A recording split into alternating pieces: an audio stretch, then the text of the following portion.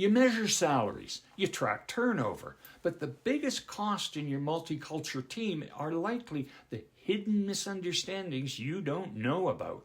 When capable people stop contributing and good ideas stop surfacing, it's easy to see this as a performance problem.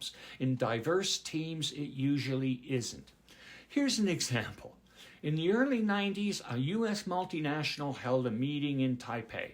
I watched the boss twice ask a new hire for his opinion, and twice the new hire mumbled something, then remained silent. I later talked to the young man. He had an impressive background. He'd graduated top in his class from Taiwan's best university. He spoke excellent English. I asked him why he hadn't spoken up. Do you know why he answered? I bet you couldn't guess. He said he'd been silent because it was the first time in his life a superior had asked for his opinion.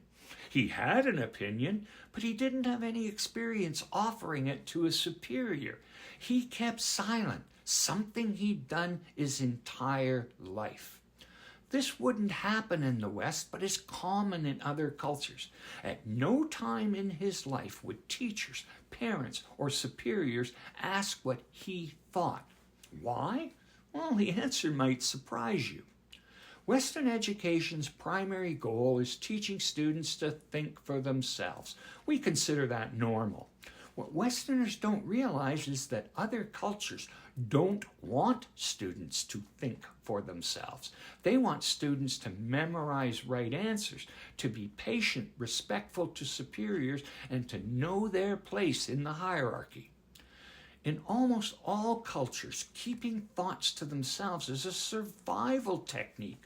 A common Chinese saying is, the more I speak, the more trouble I can get in. The less I speak, the fewer troubles I can get in. If I don't say anything, I can't get in trouble. Western recruiters look at candidates' education and work history. They all assume that every candidate has a certain level of communication skills. When new hires don't speak up, don't share ideas, tend to keep silent, managers tend to think that, some communication training will fix it. Too late, they discover that training won't magically make silent employees go against cultural norms learned in childhood. Well, what can be done? First is recognizing that the problem is low cultural competence, not lack of skills or desire.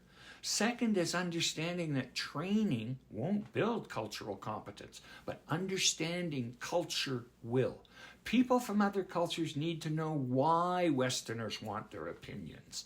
This starts by learning that every culture has an overall goal that shapes actions, attitudes, beliefs, and habits. Communication rules are shaped to help people achieve that goal. Every culture has a unique goal which explains why all cultures are different. This sounds complicated, but it's actually easier than most think. I've used almost 4 decades of experience helping Westerners and people from around the world communicate and work together to create a simple, easy online course on achieving cultural competence. I called it the Culture Advantage because having everyone on the same culture page gives the team a huge advantage.